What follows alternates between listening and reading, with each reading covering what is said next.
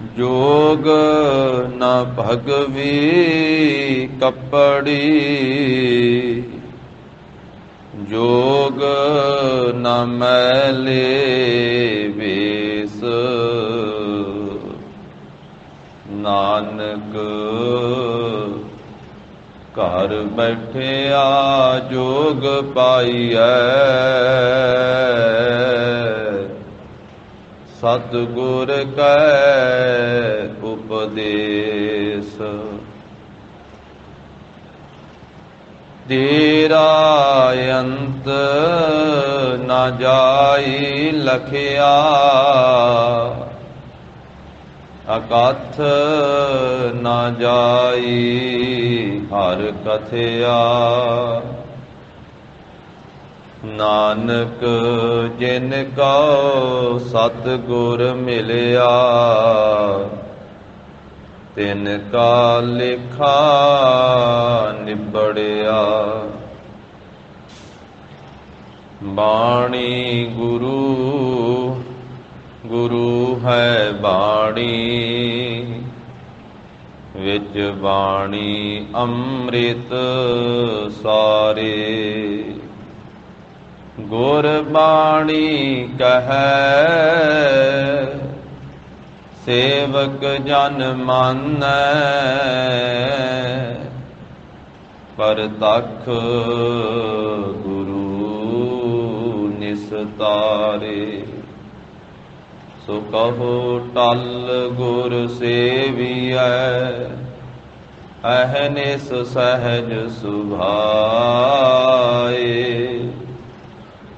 दर्शन परसै गुरु कै, जन्म मरण दुख जाए।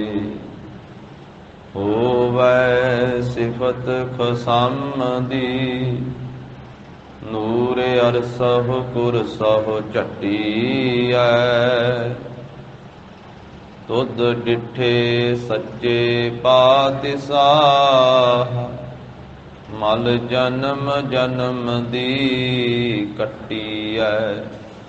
सज्जन सच्चा पातशाह, सिर साहां दै साहो। जिस पास बैठिया सोहियै, सबना दा वेसाहो। जिस पास बैठिया सोहियै, सबना दा वेसाहो। सतनाम श्री वाहिगुरु साहिब जीओ। आपो मनवा रख खाए, कहत हो आवन बचताए। आपो मनवा रख खाए,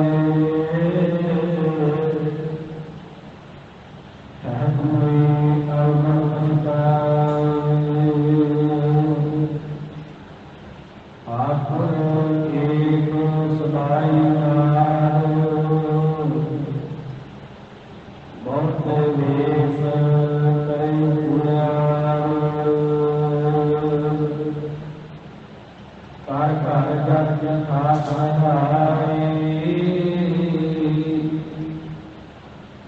महल बुलाए ठाक न पाए। सबद सवारी साथ प्यारी, सारी सुहागन ठाकुर तारी। ठाकुर मनवा ठाकुर तारी। वाहिगुरु जी का खालसा, वाहिगुरु जी की फतेह। जाहर जहूर हाजर हजूर, सर्व कला भरपूर। पदत पावन भगत वत्सल, अंतरजामी ਦਸਾਂ ਪਾਤਸ਼ਾਹੀਆਂ ਦੀ ਜੋਤ ਧੰਨ ਸ੍ਰੀ ਗੁਰੂ ਗ੍ਰੰਥ ਸਾਹਿਬ ਜੀ ਮਹਾਰਾਜ ਸਤਿਗੁਰਾਂ ਦੀ ਪਾਵਨ ਪਵਿੱਤਰ ਹਜ਼ੂਰੀ ਅੰਦਰ ਜਗਤ ਗੁਰੂ ਧੰਨ ਧੰਨ ਸ੍ਰੀ ਗੁਰੂ ਨਾਨਕ ਦੇਵ ਸਾਹਿਬ ਜੀ ਮਹਾਰਾਜ ਸਤਿਗੁਰਾਂ ਦੇ ਪਾਵਨ ਅਸਥਾਨ ਗੁਰਦੁਆਰਾ ਸ੍ਰੀ ਬੇਰ ਸਾਹਿਬ ਜੀ ਵਿਖੇ ਅੰਮ੍ਰਿਤ ਵੇਲੇ ਦੇ ਸਜੇ ਹੋਏ ਸੁੰਦਰ ਦੀਵਾਨ ਦੀ ਹਾਜ਼ਰੀ ਭਰ ਰਹੀ ਸਤਿਗੁਰਾਂ ਦੀ ਸਾਜੀ ਨਵਾਜੀ ਹੋਈ ਸਾਧ ਸੰਗਤ ਜੀਓ,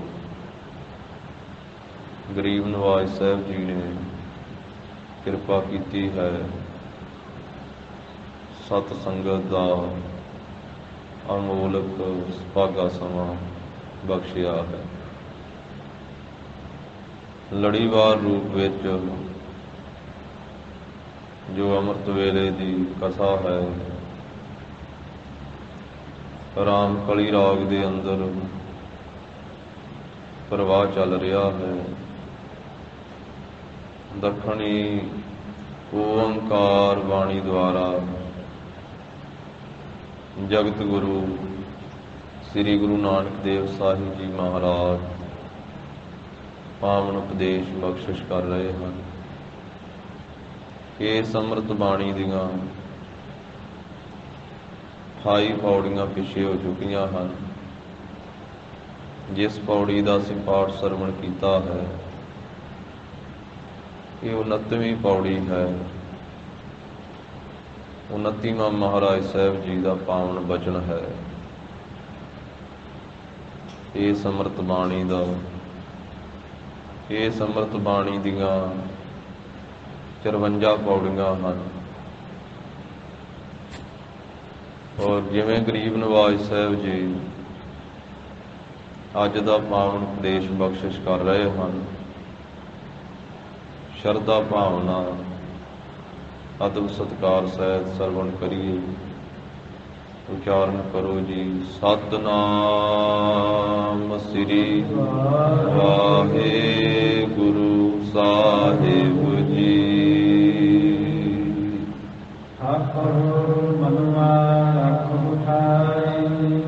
ਧੰਨ ਸ੍ਰੀ ਗੁਰੂ ਨਾਨਕ ਦੇਵ ਸਾਹਿਬ ਜੀ ਮਹਾਰਾਜ ਫਰਮਾਉਂਦੇ ਹਨ,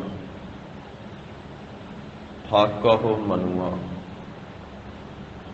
ਕਿ ਭਾਈ ਇਸ ਮਨ ਨੂੰ ਰੋਕ ਕੇ ਰੱਖੋ। ਠਾਕਹੁ ਭਾਵ ਹੈ ਰੋਕਣ ਦਾ। ਮਨੁਆ ਹੈ ਜੋ ਸਾਡਾ ਮਨ ਹੈ, ਜੋ ਹਰ ਵੇਲੇ ਦੌੜਦਾ ਹੈ, ਹਰ ਵੇਲੇ ਭੱਜਦਾ ਹੈ, ਹਰ ਵੇਲੇ ਵੱਡੀਆਂ ਵੱਡੀਆਂ ਛਾਲਾਂ ਲਾਉਂਦਾ ਹੈ, ਬੜੀ ਭੱਜ ਦੌੜ ਕਰਦਾ ਹੈ ਮਨ।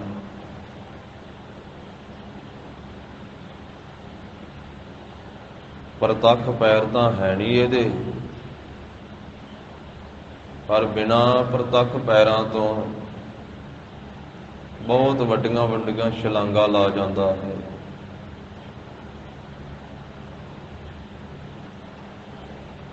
ਦੇਸ਼ ਤੋਂ ਵਿਦੇਸ਼ ਵਿੱਚ ਚਲੇ ਜਾਂਦਾ ਹੈ, ਸਮੁੰਦਰ ਪਾਰ ਕਰ ਜਾਂਦਾ ਹੈ। ਇੱਥੇ ਸੁਲਤਾਨਪੁਰ ਲੋਧੀ ਦੀ ਧਰਤੀ ਤੋਂ ਇਹ ਮਨ ਏਡੀ ਵੱਡੀ ਛਾਲ ਲਾਉਂਦਾ ਹੈ, ਕਾਬਲ ਕੰਧਾਰ ਵਿੱਚ ਚਲੇ ਜਾਂਦਾ, ਕਾਬਲ ਦੇ ਵਿੱਚ ਪਹੁੰਚ ਜਾਂਦਾ। ਧੰਨ ਸ੍ਰੀ ਗੁਰੂ ਨਾਨਕ ਦੇਵ ਸਾਹਿਬ ਜੀ ਮਹਾਰਾਜ ਗਰੀਬ ਨਵਾਜ ਸੱਚੇ ਪਾਤਸ਼ਾਹ ਜੀਵਾਂ ਦੀ ਕਲਿਆਣ ਕਰ ਰਹੇ ਹਨ ਇਸ ਧਰਤੀ ਤੇ, ਸੁਲਤਾਨਪੁਰ ਲੋਧੀ ਦੀ ਧਰਤੀ ਤੇ। ਜਦੋਂ ਆਪ ਜੀ ਨੇ ਆਖਿਆ ਨਾ ਕੋਈ ਹਿੰਦੂ ਨਾ ਕੋਈ ਮੁਸਲਮਾਨ,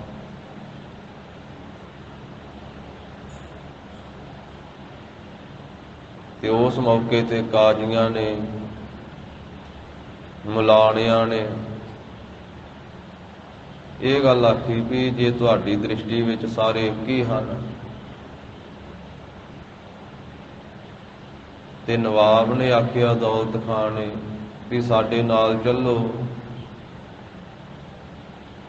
ਮਸੀਤ ਵਿੱਚ ਚੱਲ ਕੇ ਨਵਾਜ਼ ਪੜ੍ਹੋ।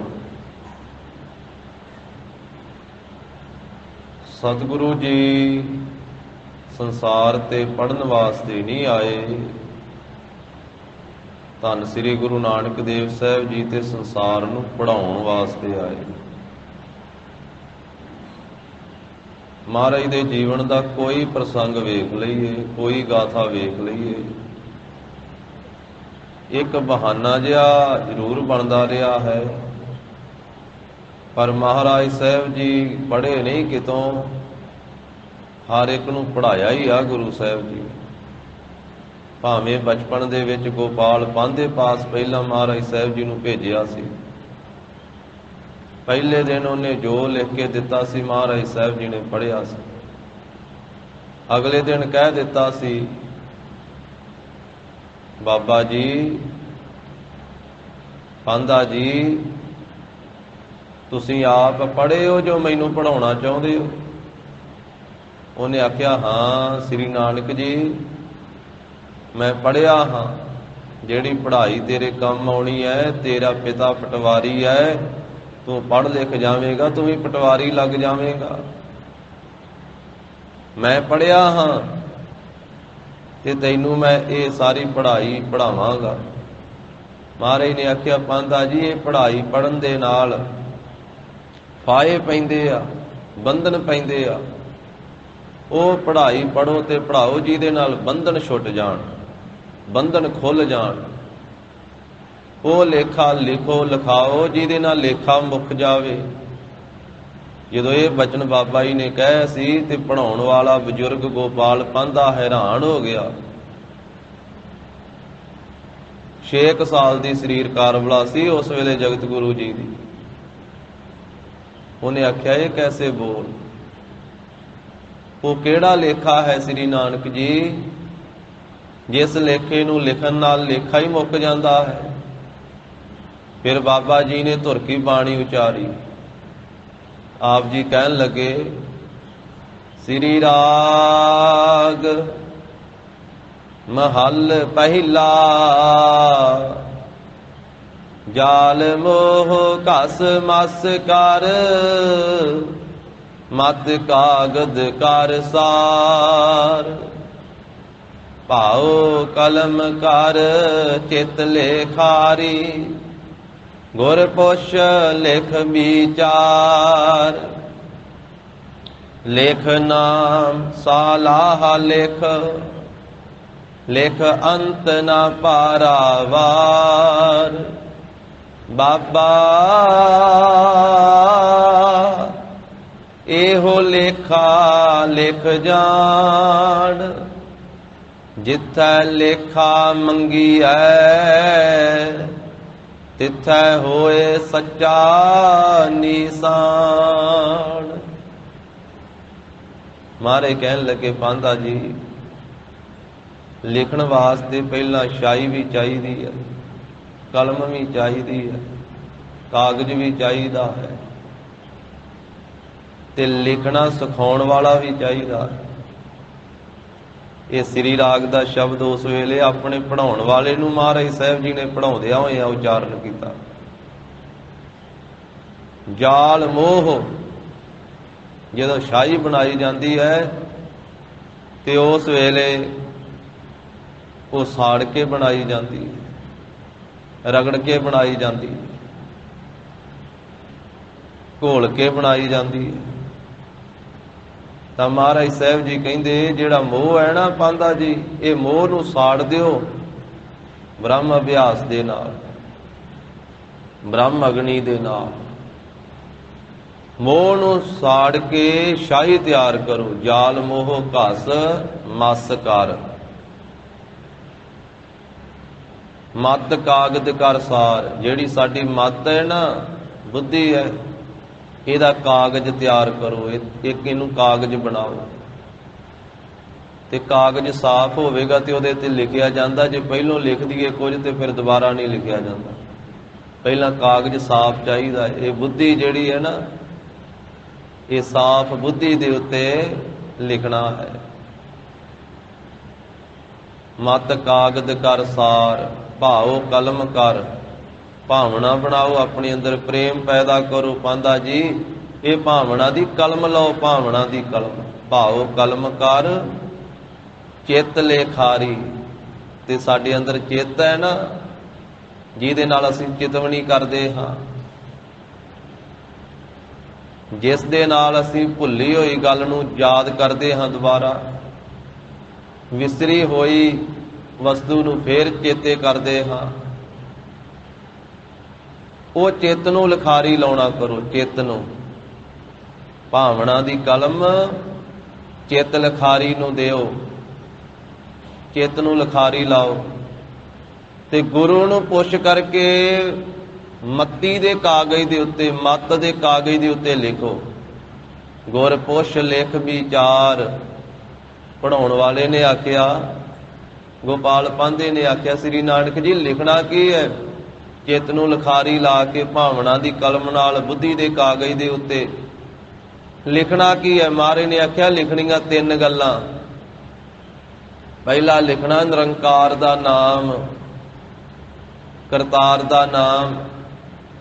ਦੂਸਰੀ ਲਿਖਣੀ ਹੈ ਕਰਤਾਰ ਦੀ, ਕਰਤਾ ਪੁਰਖ ਦੀ ਸਲਾਹ, ਸਿਫਤ ਸਲਾਹ। ਤੇ ਤੀਸਰੀ ਗੱਲ ਲਿਖਣੀ ਹੈ ਜਿਹਦਾ ਮੈਂ ਨਾਮ ਲਿਖ ਰਿਹਾ, ਜਿਹਦੀ ਸਿਫਤ ਸਲਾਹ ਕਰ ਰਿਹਾ, ਉਹਦਾ ਅੰਤ ਪਾਰਾਵਾਰ ਕੋਈ ਨਹੀਂ ਹੈ, ਉਹਦਾ ਕੋਈ ਅੰਤ ਪਾਰਾਵਾਰ ਨਹੀਂ ਹੈ। ਲੇਖ ਨਾਮ ਸਾਲਾਹ ਲੇਖ, ਲੇਖ ਅੰਤ ਨਾ ਪਾਰਾਵਾਰ। ਬਾਬਾ ਇਹੋ ਲੇਖਾ ਲਿਖ ਜਾਣ। ਮਹਾਰਾਜ ਨੇ ਆਪਣੇ ਪੜ੍ਹਾਉਣ ਵਾਲੇ ਨੂੰ ਬਾਬਾ ਜੀ ਕਹਿ ਕੇ ਸੰਬੋਧਨ ਕੀਤਾ। ਗੋਪਾਲ ਪਾਂਧੇ ਨੂੰ ਆਖਿਆ, ਬਾਬਾ ਇਹੋ ਲੇਖਾ ਲਿਖ ਜਾਣ, ਇਹੋ ਜਿਹਾ ਲੇਖਾ ਲਿਖਣਾ ਜਾਣ ਲਓ, ਸਮਝ ਲਓ। ਫਿਰ ਕੀ ਹੋਵੇਗਾ? ਜਿੱਥੇ ਲੇਖਾ ਮੰਗੀਐ ਤਿੱਥੇ ਹੋਏ ਸੱਚਾ ਨਿਸ਼ਾਨ। ਜਿੱਥੇ ਦਰਗਾਹ 'ਚ ਲੇਖਾ ਮੰਗਿਆ ਜਾਂਦਾ ਨਾ ਇਨਸਾਨ ਦੇ ਕੋਲੋਂ, ਲੇਖਾ ਰੱਬ ਮੰਗੇਸੀਆ ਬੈਠਾ ਕੱਢ ਵਹੀ, ਤਲਬਾ ਪਉਸ ਨੇ ਆਖੀਆ ਬਾਕੀ ਜਿਨਾ ਰਹੀ। ਉਸ ਥਾਂ ਦੇ ਉੱਤੇ ਸੱਚਾ ਪ੍ਰਮਾਣ ਪੱਤਰ ਹੋਵੇਗਾ ਪਾਸ, ਲੇਖਾ ਹੀ ਸਭ ਮੁੱਕ ਜਾਵੇਗਾ, ਲੇਖਾ ਸਮਾਪਤ ਹੋ ਜਾਵੇਗਾ। ਜੇ ਇਹੋ ਜਿਹਾ ਲੇਖਾ ਲਿਖਣਾ ਜਾਣ ਲਓ। ਮਹਾਰਾਜ ਦੇ ਪਿਤਾ ਜੀ ਨੂੰ ਆਖਿਆ ਗੋਪਾਲ ਪਾਂਧੇ ਨੇ, ਕਹਿੰਦਾ ਮੈਂ ਕੀ ਪੜ੍ਹਾਉਣਾ ਹੈ ਤੁਹਾਡੇ ਪੁੱਤਰ ਨੂੰ? ਇਹ ਤਾਂ ਪਹਿਲਾਂ ਹੀ ਪੜ੍ਹਿਆ ਹੋਇਆ। ਬਿਨ ਪੜ੍ਹਾਏ ਪੜ੍ਹ ਰਹੇ ਹੋ, ਅਵਰ ਪੜ੍ਹਾਵਣ ਹਾਰੇ। ਤਾਂ ਸੰਸਾਰ ਨੂੰ ਪੜ੍ਹਾਵੇਗਾ। ਇਹ ਤਾਂ ਪੜ੍ਹਾਉਣ ਵਾਸਤੇ ਆਏ ਆ। ਮਹਿਤਾ ਜੀ ਮੈਂ ਕੀ ਪੜ੍ਹਾਉਣਾ ਇਹਨਾਂ ਨੂੰ? ਇਹ ਤਾਂ ਸਭ ਨੂੰ ਪੜ੍ਹਾਉਣਗੇ। ਧੰਨ ਸ੍ਰੀ ਗੁਰੂ ਨਾਨਕ ਦੇਵ ਸਾਹਿਬ ਮਹਾਰਾਜ ਨੇ ਸਭ ਨੂੰ ਪੜ੍ਹਾਇਆ ਹੀ ਹੈ, ਕਿਉਂਕਿ ਗੁਰੂ ਪੜ੍ਹਨ ਵਾਸਤੇ ਨਹੀਂ ਸੰਸਾਰ ਵਿੱਚ ਆਉਂਦੇ, ਗੁਰੂ ਸਾਹਿਬ ਤਾਂ ਸੰਸਾਰ ਨੂੰ ਪੜ੍ਹਾਉਣ ਵਾਸਤੇ ਆਉਂਦੇ ਆ। ਗਰੀਬ ਨਵਾਜ ਸਾਹਿਬ ਜੀ ਨੇ ਮੌਲਵੀ ਕੁਤਬਦੀਨ ਜੀ ਦੇ ਪਾਸ ਪਿਤਾ ਜੀ ਲੈ ਕੇ ਗਏ ਸੀ ਵੀ ਫਾਰਸੀ ਪੜ੍ਹ ਲੈਣਗੇ ਮੇਰੇ ਪੁੱਤਰ। ਪਹਿਲੇ ਦਿਨ ਹੀ ਫਾਰਸੀ ਦੇ ਵਿੱਚ ਸ਼ਬਦ ਉਚਾਰਨ ਕਰਕੇ ਤੇ ਮੌਲਵੀ ਕੁਤਬਦੀਨ ਨੂੰ ਨਿਹਾਲ ਕਰ ਦਿੱਤਾ ਸੀ। ਜਦੋਂ ਉਚਾਰਿਆ ਸੀ ਜਾਕੀ ਅਰਜ ਗੁਫਤਮ ਪੇਸ ਤੋਂ ਦਰਗੋਸ ਕੁਨ ਕਰਤਾਰ, ਹੱਕਾ ਕਬੀਰ ਕਰੀਮ ਤੂੰ ਬੇਐਬ ਪਰਵਦਗਾਰ। ਦੁਨੀਆ ਮਕਾਮੇ ਫਾਨੀ ਤਹਿਕੀਕ ਦਿਲ ਦਾਨੀ, ਮਮ ਸਰਮੂਏ ਅਜਰਾਈਲ ਗਿਰਫਤ ਹੈ ਦਿਲ ਹੇਚ ਨਾ ਦਾਨੀ ਰਹਾਓ। ਜਨ ਪਿਸਰ ਪਦਰ ਬਿਰਾਦਰਾਂ ਕਸ ਨੇਸ ਦਸਤੰਗੀਰ, ਆਖਿਰ ਬੇਅਫਤਮ ਕਸ ਨਾ ਦਾਰਦ ਚੂੰ ਸਵਦ ਤਕਬੀਰ। ਸਭ ਰੋਜ਼ ਗਸਤਮ ਦਰ ਹਵਾ ਕਰਦੇਮ ਬਦੀ ਖਿਆਲ, ਗਾਹੇ ਨਾ ਨੇਕੀ ਕਾਰ ਕਰਦਮ ਮਮ ਈਂ ਚਿਨੀ ਅਹਵਾਲ। ਬਦਬਖਤ ਹਮ ਚੋ ਵਖੀਲ ਗਾਫਿਲ ਬੇਨਜ਼ਰ ਬੇਬਾਕ, ਨਾਨਕ ਬਗੋਇਦ ਜਨ ਤੁਰਾ ਤੇਰੇ ਚਾਕਰਾਂ ਪਾ ਖਾਕ। ਹੈਰਾਨ ਹੋ ਗਿਆ ਸੀ ਬਜ਼ੁਰਗ ਕੁਤਬਦੀਨ ਮੌਲਵੀ। ਉਹਨੇ ਕਿਹਾ 10 ਸਾਲ ਹੋ ਗਏ ਬੱਚਿਆਂ ਨੂੰ ਮੇਰੇ ਕੋਲੇ ਪੜ੍ਹਦਿਆਂ, ਉਹਨਾਂ ਨੂੰ ਫਾਰਸੀ ਚੰਗੀ ਤਰ੍ਹਾਂ ਪੜ੍ਹਨੀ ਨਹੀਂ ਆਉਂਦੀ, ਲਿਖਣੀ ਨਹੀਂ ਆਉਂਦੀ, ਪਰ ਪਹਿਲੇ ਦਿਨ ਆਏ ਆ ਸ੍ਰੀ ਨਾਨਕ ਜੀ ਤੇ ਫਾਰਸੀ ਦੇ ਵਿੱਚ ਕਲਾਮ ਉਚਾਰਦੇ ਆ, ਫਾਰਸੀ ਦੇ ਵਿੱਚ ਬਚਨ ਫਰਮਾਉਂਦੇ ਆ। ਇਸੇ ਤਰ੍ਹਾਂ ਬ੍ਰਿਜ ਲਾਲ ਪੰਡਤ ਨੂੰ ਉਪਦੇਸ਼ ਦੇ ਕੇ ਨਿਹਾਲ ਕੀਤਾ ਸੀ ਮਹਾਰਾਜ। ਤੋਂ ਆਪਾਂ ਵਿਚਾਰ ਰਹੇ ਹਾਂ, ਜਿਸ ਵੇਲੇ ਦੌਲਤ ਖਾਂ ਲੋਧੀ ਨੇ ਆਖਿਆ ਨਵਾਬ ਨੇ ਵੀ ਤੁਸੀਂ ਸਾਡੇ ਨਾਲ ਮਸੀਤ ਵਿੱਚ ਚੱਲੋ, ਫਿਰ ਨਵਾਜ਼ ਪੜ੍ਹੋ। ਉਹਨਾਂ ਆਖਿਆ ਪੜ੍ਹੋ। ਮਹਾਰਾਜ ਕਹਿੰਦੇ ਚੱਲੋ। ਤੇ ਸਤਿਗੁਰੂ ਪੜ੍ਹਨ ਵਾਸਤੇ ਨਹੀਂ, ਸਤਿਗੁਰੂ ਤੇ ਪੜ੍ਹਾਉਣ ਵਾਸਤੇ ਹੀ ਆਏ। ਜਦੋਂ ਪਹੁੰਚੇ ਨਾ ਮਸੀਤ ਦੇ ਵਿੱਚ, ਆਪਾਂ ਸਾਰੇ ਜਾਣਦੇ ਆ ਚੰਗੀ ਤਰ੍ਹਾਂ ਇਤਿਹਾਸ ਤੋਂ, ਇਸੇ ਧਰਤੀ ਦੀ ਇਹ ਗਾਥਾ ਹੈ। ਨਵਾਬ ਦੌਲਤ ਖਾਂ ਤੇ ਕਾਜੀ, ਕਈਆਂ ਨੇ ਮੌਲਵੀ ਲਿਖਿਆ ਹੈ, ਕਈਆਂ ਗੁਰਮੁਖਾਂ ਨੇ ਕਾਜੀ ਦਾ ਜ਼ਿਕਰ ਕੀਤਾ। ਜਿਸ ਵੇਲੇ ਨਵਾਜ਼ ਪੜ੍ਹਦੇ ਆ ਤੇ ਮਹਾਰਾਜ ਸਾਹਿਬ ਖਲੋਤੇ ਹੋਏ ਉਹ ਸ਼ਾਹੀ ਮਸੀਤ ਦੇ ਵਿੱਚ, ਜਿੱਥੇ ਨਵਾਬ ਹਰ ਰੋਜ਼ ਪੜ੍ਹਦਾ ਸੀ। ਤਾਂ ਹੁਣ ਵੀ ਗੁਰਮੁਖ ਦੱਸਦੇ ਆ ਕਿ ਉਹ ਪੁਰਾਣੀ ਮਸੀਤ ਉਹੀ ਆ ਠਾਣੇ ਵਿੱਚ, ਜਿਸ ਦੀ ਮੁਰੰਮਤ ਕਰਾਈ ਗਈ ਆ ਪਿਛਲੇ ਸਮੇਂ ਦੇ ਵਿੱਚ। ਸ਼ਰਧਾ ਵਾਲਿਆਂ ਨੇ ਉਹਨੂੰ ਪਲਸਤਰ ਕਰਵਾਇਆ ਹੈ, ਰੰਗ ਰੋਗਨ ਕਰਵਾਇਆ। ਉਹ ਨਿੱਕੀਆਂ ਇੱਟਾਂ ਦੀ ਬਣੀ ਹੋਈ ਜੋ ਪੁਰਾਣਾ ਇਹ ਕਿਲ੍ਹਾ ਸੀ, ਜਿੱਥੇ ਹੁਣ ਠਾਣਾ ਹੈ, ਉਹਦੇ ਵਿੱਚ ਉਹ ਮਸੀਤ ਉਸੇ ਤਰ੍ਹਾਂ। ਤੇ ਉਸੇ ਇਤਿਹਾਸ ਦੀ ਯਾਦ ਦੇ ਵਿੱਚ ਗੁਰਦੁਆਰਾ ਸਾਹਿਬ ਸ੍ਰੀ ਅੰਤਰਜਾਮਤਾ ਸਾਹਿਬ ਹੈ। ਸਤਿਗੁਰੂ ਖੜੇ ਰਹੇ ਤੇ ਅੰਦਰਲਾ ਮਣੂਆ ਜਿਹੜਾ ਹੈ ਕਿੱਡੀਆਂ ਵੱਡੀਆਂ ਛਾਲਾਂ ਮਾਰਦਾ, ਕਿਉਂਕਿ ਗਰੀਬ ਨਵਾਜ ਕਹਿ ਰਹੇ ਰੱਖੋ ਠਾਕੋ ਮਣੂਆ ਰੱਖੋ ਠਾਏ, ਇਸ ਮਨ ਨੂੰ ਰੋਕ ਕੇ ਟਿਕਾਣੇ ਤੇ ਰੱਖੋ। ਹੁਣ ਨਵਾਜ਼ ਪੜ੍ਹਨ ਵਾਲੇ ਪੜ੍ਹ ਰਹੇ ਆ, ਨਵਾਬ ਦੌਲਤ ਖਾਂ ਦੇ ਨਾਲ ਕਾਜੀ, ਪਰ ਅੰਦਰ ਵਾਲਾ ਬਾਹਰ ਗਿਆ ਜਿਹਨੇ ਪੜ੍ਹਨੀ। ਜਦੋਂ ਸਾਰੀ ਕਿਰਿਆ ਕਰ ਲਈ ਤੇ ਮਹਾਰਾਜ ਸਾਹਿਬ ਨੂੰ ਕਹਿਣ ਲੱਗੇ, ਸ੍ਰੀ ਨਾਨਕ ਜੀ ਤੁਸੀਂ ਸਾਡੇ ਨਾਲ ਨਵਾਜ਼ ਨਹੀਂ ਪੜ੍ਹੀ, ਤੁਸੀਂ ਨਵਾਜ਼ ਦੀ ਤੋਹੀਨ ਕੀਤੀ। ਮਹਾਰਾਜ ਕਹਿੰਦੇ ਨਵਾਬ ਸਾਹਿਬ ਤੁਸੀਂ ਤਾਂ ਇੱਥੇ ਹੈ ਹੀ ਨਹੀਂ ਸੀ, ਤੁਹਾਡਾ ਸਰੀਰ ਇੱਥੇ ਸੀ, ਸਰੀਰ ਸਾਰੀ ਕਿਰਿਆ ਕਰ ਰਿਹਾ ਸੀ, ਤੁਹਾਡਾ ਮਨ ਤਾਂ ਬਹੁਤ ਦੂਰ ਗਿਆ ਹੋਇਆ, ਕਾਬਲ ਵਿੱਚ ਗਿਆ ਹੋਇਆ। ਕਿ ਸੁਦਾਗਰ ਨੂੰ ਪੈਸੇ ਦੇ ਕਰਕੇ ਘੋੜੇ ਖਰੀਦਣ ਵਾਸਤੇ ਭੇਜਿਆ, ਇਹ ਸੁਦਾਗਰੀ ਕਰਨ ਵਾਸਤੇ, ਕਿਤੇ ਘੋੜਿਆਂ ਦੇ ਵਪਾਰ ਦੇ ਵਿੱਚ, ਘੋੜਿਆਂ ਦੀ ਸੁਦਾਗਰੀ ਦੇ ਵਿੱਚ ਘਾਟਾ ਨਾ ਪਾਵੇ, ਘਾਟਾ ਨਾ ਪੈ ਜਾਵੇ। ਤੁਸੀਂ ਤਾਂ ਘੋੜੇ ਖਰੀਦਦੇ ਫਿਰਦੇ ਹੋ ਨਵਾਬ ਸਾਹਿਬ, ਸਰੀਰ ਤੁਹਾਡਾ ਇੱਥੇ ਹੈ ਤੇ ਅੰਦਰ ਵਾਲਾ ਤੁਹਾਡਾ ਘੋੜੇ ਖਰੀਦਦਾ ਫਿਰਦਾ ਹੈ। ਕਾਜੀ ਨੇ ਆਖਿਆ ਜੀ ਮੇਰੇ ਨਾਲ ਪੜ੍ਹ ਲੈਂਦੇ। ਮਾਰੇ ਕਹਿੰਦੇ ਕਾਜੀ ਸਾਹਿਬ ਤੇਰਾ ਵੀ ਸਰੀਰ ਹੀ ਇੱਥੇ ਹੈ, ਮਨੂਆ ਤੇ ਤੇਰਾ ਵੀ ਨਹੀਂ ਇੱਥੇ। ਘੜੇ ਘੋੜੀ ਸੂਈ ਹੋਈ ਹੈ ਤੇ ਉਹਦਾ ਵਛੇਰਾ ਖੂਹੀ ਵਿੱਚ ਨਾ ਡਿੱਗ ਪਵੇ, ਕਿ ਉਹ ਖੂਹੀ ਨੂੰ ਮੈਂ ਉੱਤੋਂ ਢੱਕ ਕੇ ਨਹੀਂ ਆਇਆ, ਵੀ ਮਨ ਵਾਰ-ਵਾਰ ਉੱਥੇ ਜਾਂਦਾ ਵੀ ਕਿਤੇ ਵਿੱਚ ਨਾ ਵਛੇਰਾ ਭੱਜਦਾ ਡਿੱਗ ਪਵੇ। ਤੁਸੀਂ ਤਾਂ ਉਹ ਘਰ ਦੀ ਰਾਖੀ ਕਰਦੇ ਫਿਰਦੇ ਹੋ। ਦੋਵੇਂ ਮਹਾਰਾਜ ਸਾਹਿਬ ਦੇ ਚਰਨੀ ਪਏ ਵੀ ਤੁਸੀਂ ਤਾਂ ਹਿਰਦੇ ਦੀਆਂ ਜਾਣਦੇ ਹੋ, ਅੰਦਰ ਦੀਆਂ ਜਾਣਦੇ ਹੋ। ਸਤਿਗੁਰੂ ਅੰਤਰਜਾਮੀ। ਪਰ ਮਹਾਰਾਜ ਸਾਹਿਬ ਜੀ ਨੇ ਦੱਸ ਦਿੱਤਾ ਵੀ ਇਹ ਮਨ ਕਿੱਡੀਆਂ ਵੱਡੀਆਂ ਛਾਲਾਂ ਮਾਰਦਾ ਹੈ। ਸਰੀਰ ਧਾਰਮਿਕ ਸਥਾਨ ਤੇ ਹੈ ਤੇ ਮਨ ਜਿਹੜਾ ਉਹ ਵਿੱਚੋਂ ਨਿਕਲ ਕੇ ਕਿਤੇ ਦੂਰ ਹੀ ਚਲੇ ਜਾਂਦਾ। ਇਸੇ ਨੂੰ ਮਹਾਰਾਜ ਸਾਹਿਬ ਜੀ ਨੇ ਆਖਿਆ ਕਬਹੂ ਜੀੜਾ ਊਬ ਚੜਤ ਹੈ, ਕਬਹੂ ਜਾਏ ਪਿਆਲੇ, ਲੋਭੀ ਜੀੜਾ ਥਿਰ ਨਾ ਰਹਿਤ ਹੈ, ਚਾਰੇ ਕੁੰਡਾਂ ਭਾਲੇ। ਜਿੰਨਾ ਚਿਰ ਮਨ ਨਹੀਂ ਖਲੋਂਦਾ, ਮਨ ਨਹੀਂ ਹਾਜ਼ਰ ਹੁੰਦਾ, ਉਹਨਾਂ ਚਿਰ ਪੂਰੀ ਹਾਜ਼ਰੀ ਨਹੀਂ ਲੱਗਦੀ। ਦਸ਼ਮੇਸ਼ ਪਾਤਸ਼ਾਹ ਜੀ ਨੇ ਤਖਤ ਸ੍ਰੀ ਦਮਦਮਾ ਸਾਹਿਬ ਵਾਲੇ ਅਸਥਾਨ ਤੇ ਗੁਰੂ ਕੀ ਕਾਂਸ਼ੀ ਸਾਬੋ ਕੀ ਤਲਵੰਡੀ, ਜਦੋਂ ਉੱਥੇ ਕਈ ਮਹੀਨੇ ਮਹਾਰਾਜ ਸਾਹਿਬ ਜੀ ਨੇ ਟਿਕਾਣਾ ਕੀਤਾ, ਕਈ ਕੌਤਕ ਕੀਤੇ, ਉੱਥੇ ਕਈ ਉਪਦੇਸ਼ ਬਖਸ਼ਿਸ਼ ਕੀਤੇ। ਇੱਕ ਰਾਤ ਦੀ ਗਾਥਾ ਇਤਿਹਾਸ ਵਿੱਚ ਆਉਂਦੀ ਆ ਵੀ 10 ਜਾਣੇ 10 ਸਿੰਘ ਮਹਾਰਾਜ ਸਾਹਿਬ ਜੀ ਦੇ ਤੰਬੂ ਦੇ ਆਲੇ ਦੁਆਲੇ ਪਹਿਰੇਦਾਰ ਖਲੋਤੇ ਹੋਏ, ਗੁਰੂ ਕੇ ਪਲੰਘੇ ਦੀ ਸੇਵਾ ਦੇ ਵਿੱਚ ਮਹਾਰਾਜ ਦੇ ਤੰਬੂ ਦੇ ਦੁਆਲੇ 10 ਜਾਣਿਆਂ ਦਾ ਪਹਿਰਾ। ਜਿਸ ਵੇਲੇ ਹਨੇਰਾ ਹੋਇਆ ਸਤਿਗੁਰੂ ਜੀ ਬਰਾਜ ਗਏ। ਲਾਗੇ ਹੀ ਕਿਸੇ ਪਿੰਡ ਦੇ ਵਿੱਚ ਕੋਈ ਖੇਡ ਜੀ ਹੋਣੀ ਸੀ, ਤਮਾਸ਼ਾ ਜਿਹਾ ਹੋਣਾ ਸੀ। ਇਤਿਹਾਸ ਵਿੱਚ ਖੇਡਾ ਲਿਖਿਆ, ਖੇਡਾ ਵੀ ਤਮਾਸ਼ਾ, ਕੋਈ ਬਾਜੀਗਰ ਨੇ ਤਮਾਸ਼ਾ ਜਿਹਾ ਪਾਉਣਾ ਹੈ। ਆਪਸ ਵਿੱਚ ਸਿੰਘ ਸਲਾਹਾਂ ਕਰਨ ਲੱਗੇ ਵੀ ਸਤਿਗੁਰੂ ਤਾਂ ਹੁਣ ਬਰਾਜ ਗਏ ਆ, ਤੇ ਆਪਾਂ ਜਾ ਆਈਏ, ਉਹ ਖੇਡ ਵੇਖ ਆਈਏ, ਤਮਾਸ਼ਾ ਵੇਖ ਆਈਏ। ਸਲਾਹ ਜਦੋਂ ਕਰਨ ਲੱਗੇ ਤੇ ਵਿੱਚੋਂ ਕੁਝ ਸਿੰਘ ਕਹਿਣ ਲੱਗੇ ਨਹੀਂ, ਆਪਾਂ ਨੂੰ ਇੱਥੇ ਰਹਿਣਾ ਚਾਹੀਦਾ, ਜੇ ਮਹਾਰਾਜ ਸਾਹਿਬ ਜੀ ਉੱਠ ਪਏ ਤਾਂ ਫਿਰ ਝਿੜਕਣਗੇ, ਗੁੱਸੇ ਹੋਣਗੇ ਕਿ ਸਿੰਘੋ ਤੁਹਾਨੂੰ ਪਹਿਰੇ ਤੇ ਲਾਇਆ ਤੇ ਤੁਸੀਂ ਰਾਤ ਤਮਾਸ਼ਾ ਵੇਂਦੇ ਫਿਰਦੇ ਹੋ, ਉਹ ਖੇਡ ਵੇਂਦੇ ਫਿਰਦੇ ਹੋ। 5 ਜਾਣੇ ਚਲੇ ਗਏ, ਕਹਿਣ ਲੱਗੇ ਵੀ ਅਸੀਂ ਤਾਂ ਚੱਲੇ ਆ ਗੁਰੂ ਸਾਹਿਬ ਦੇ ਸੁੱਤਿਆਂ ਸੁੱਤਿਆਂ ਹੋ ਕੇ ਤੇ ਫਿਰ ਵਾਪਸ ਆ ਜਾਣਾ। 5 ਉੱਥੇ ਖਲੋਤੇ ਰਹੇ।